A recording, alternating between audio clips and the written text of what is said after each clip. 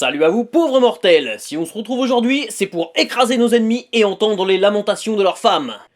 Pour parler de Conan, il faut revenir à des temps oubliés, à une époque où les super-héros n'avaient pas encore envahi les pages des comic books, celles des pulps. Les pulps, petits magazines bon marché, devant leur nom en papier de mauvaise qualité sur lequel ils étaient imprimés, à la couverture souvent aguicheuse, et dont le sommaire était rempli de toutes sortes d'histoires, rencontraient un énorme succès commercial aux États-Unis pendant la première moitié du XXe siècle. Si les romances ou les westerns y avaient bien évidemment leur place, la science-fiction et le fantastique ont fait les beaux jours des pulps. Et de grands auteurs comme Isaac Asimov, Philip K. Dick, Frank Herbert ou encore H.P. Lovecraft y ont publié leurs premiers écrits. Si ces magazines ont progressivement disparu à partir des années 50 à cause de l'augmentation du prix du papier et de la concurrence des comics et de la télévision, de nombreux héros nés dans les pulps comme Tarzan ou Zorro conservent encore aujourd'hui une certaine popularité auprès du public.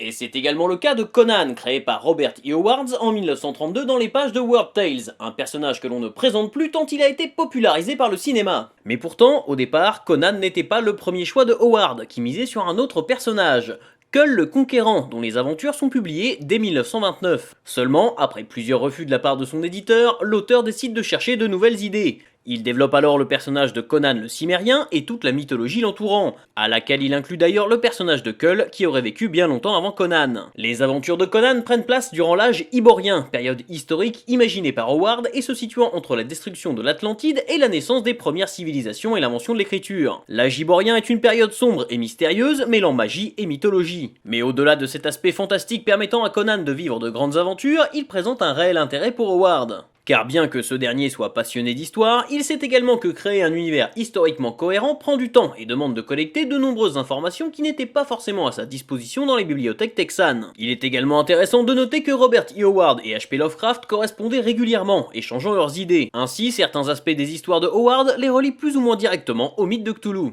En 1936, alors qu'il apprend que sa mère, atteinte de tuberculose et dont il prend soin depuis de nombreuses années, ne sortira pas du coma, Howard, déjà dans un état dépressif sévère, se suicide d'une balle dans la tempe. Il n'avait que 30 ans. Il laisse derrière lui 21 récits mettant en scène Conan, ainsi que de nombreuses histoires inachevées. C'est donc un peu sans le savoir que Robert E. Howard va, avec d'autres auteurs comme J.R.R. Tolkien, poser les bases des univers d'heroic fantasy modernes, et plus particulièrement du genre Sword and Sorcery, dans lequel un valeureux héros comptant avant tout sur sa force, son ingéniosité et son épée va affronter monstres et sorciers maléfiques. Car même si Conan est présenté comme un homme grand, fort et viril, il est aussi un héros empreint de chevalerie plus classique, devant surmonter des épreuves pour s'élever dans l'échelle sociale et passant par plusieurs stades jusqu'à devenir souverain du plus grand royaume de son monde. Cela étant, dans l'imagination populaire, le personnage de Conan est souvent représenté comme un tas de muscles décérébrés, ce qui n'était pas nécessairement la première vision de Howard. En effet, Conan le barbare n'est pas vraiment un héros modèle. Irrespectueux envers les femmes et pensant avant tout à son propre profit, il n'abandonnera son butin qu'en ultime recours, pour sauver une demoiselle en détresse qu'il compte mettre dans son lit. Cette image, nous la devons surtout à ceux qui se sont plus ou moins imposés comme les successeurs de Howard et ont continué de développer l'univers de Conan après sa mort. Lyons Sprague de Camp et Lynn Carter, deux auteurs américains très prolifiques qui allèrent jusqu'à réécrire une partie du travail de Howard et imposèrent leur propre chronologie au personnage. Pendant plusieurs dizaines d'années, les histoires originales de Conan publiées dans Weird Tales ne furent jamais rééditées. En France, les versions originales de Robert E. Howard sont notamment disponibles chez Brajlon depuis les années 2000. L'image du personnage doit aussi énormément à l'illustrateur Frank Frazetta, mondialement reconnu pour ses peintures, utilisées comme couverture des rééditions de Conan dans les années 70. Sa vision de Conan est définitivement entrée dans la pop culture, l'imposant comme un barbare musculeux aux cheveux longs. Kirk Hammett, guitariste de Metallica, s'est d'ailleurs offert une peinture originale de Frazetta, utilisée comme couverture pour l'ouvrage Conan the Conqueror pour la modique somme d'1 million de dollars. Facile.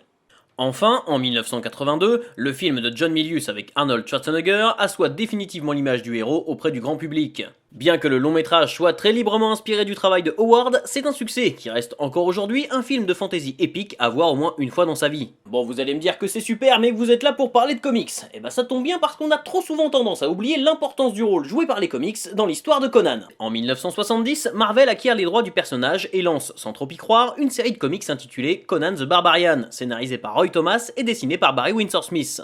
Si la série rencontrera un fort succès, avec 275 numéros au compteur jusqu'en 1993, elle est aussi freinée par le Comics Code Authority chargé de surveiller le contenu des publications. Ainsi, la violence ou le sexe, éléments très présents dans l'univers de Conan, sont proscrits, pour ne pas subir les foudres de la censure. Pour contourner le Comics Code, Marvel lance la même année un magazine en noir et blanc intitulé Savage Tales, publié par son label Curtis Magazine et proposant de nouvelles aventures du Cimmérien. En adoptant ce format, similaire à celui de Creepy ou Eerie publié par Warren, Marvel se soustrait à l'autorité du code et vise donc un public adulte et plus mature.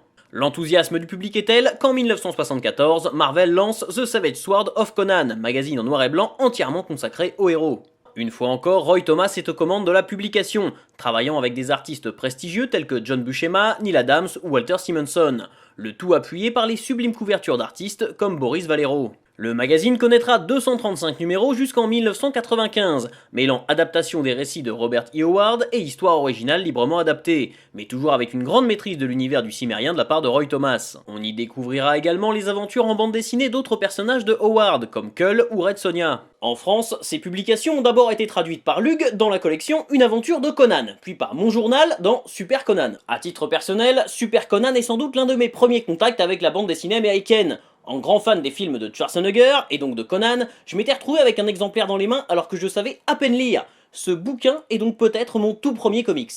En 2017, les éditions Hachette ont lancé une nouvelle collection permettant à ceux qui le souhaitent de découvrir Conan dans un format abordable et de belle qualité. Mais ce n'est pas tout, quitte à disposer des droits du personnage, Marvel Comics n'a pas hésité à mettre Conan en scène dans des aventures bien plus exotiques. Notamment dans sa série What If, lancée en 1977 et qui revient de façon uchronique sur plusieurs événements de la continuité classique de l'éditeur. Le numéro 13, également écrit par Roy Thomas, imagine l'arrivée de Conan dans notre monde. Le numéro 43 de la série revient sur cette histoire, imaginant que le personnage coincé à notre époque, est devenu le leader d'un gang de criminels auquel s'oppose Captain America. Dans le 39e numéro, Conan fait face à Thor, et enfin, dans le 16e numéro de la seconde série What If, Conan affronte Wolverine. Bien évidemment, ces histoires sont de purs divertissements fantasmés à la sauce Marvel, et il ne faut pas qu'il fasse oublier l'essence même de Conan. Comme beaucoup de ses contemporains, Robert E. Howard véhiculait un vrai message à travers ses écrits de fiction. Si certains n'y verront que des histoires fantaisistes débordantes de testostérone, il ne faut pas oublier que l'univers de Conan est aussi rempli de chocs des civilisations et de conflits politiques. À l'image des récits de H.P. Lovecraft, ceux de Howard sont généralement empreints d'un grand pessimisme, voire d'un fatalisme, reflet de l'état d'esprit de ces auteurs vivant pendant la Grande Dépression américaine. De nombreuses histoires de Robert E. Howard véhiculent l'idée selon laquelle les civilisations sont responsables de leur propre chute, et que nous semons les graines de notre propre destruction. Ce thème est souvent abordé à travers la mise en scène de cités oubliées, dont les habitants résignés ne font rien pour éviter leur funeste destin quand ils n'en accélèrent pas le déroulement. La morale qui ressort des écrits de Howard donne souvent l'avantage à la violence et au plus fort. L'homme y est belliqueux par nature, et sa sauvagerie le mène à la fois à la victoire et à sa propre perte. Ces thèmes sont bien évidemment présents dans les récits de Roy Thomas chez Marvel, même lorsqu'il prend quelques libertés avec l'œuvre originale, ce qui assure à Thomas le statut d'auteur à part entière dans la mythologie de Conan. Aujourd'hui, c'est Dark Horse Comics qui dispose des droits de Conan le Barbare et qui lance régulièrement de nouvelles séries consacrées au personnage. La dernière a débuté en octobre 2017. Près d'un siècle après sa publication, l'œuvre de Robert E. Howard reste une influence majeure dans pratiquement tous les domaines de la pop culture, signe que Conan le Barbare est un personnage bien plus riche et complexe qu'il n'y paraît, qui mérite vraiment votre intérêt. Avant de terminer, un petit mot pour vous dire que si vous souhaitez que je parle de mon premier contact avec la bande dessinée américaine, je vous invite à le faire dans les commentaires, et on mènera ensemble l'enquête sur l'origine de mon premier comics, qui est peut-être ce bouquin, ou peut-être pas. Voilà, jusqu'à la prochaine fois, je compte sur vous pour avoir de saines lectures. Si cette vidéo vous a plu, n'hésitez pas à la partager sur les réseaux sociaux. Si cette vidéo ne vous a pas plu, n'hésitez pas à la partager sur les réseaux sociaux. Vous pouvez maintenant me retrouver sur Facebook, Twitter et Instagram. Et n'oubliez pas de vous abonner à la chaîne pour ne pas rater la prochaine.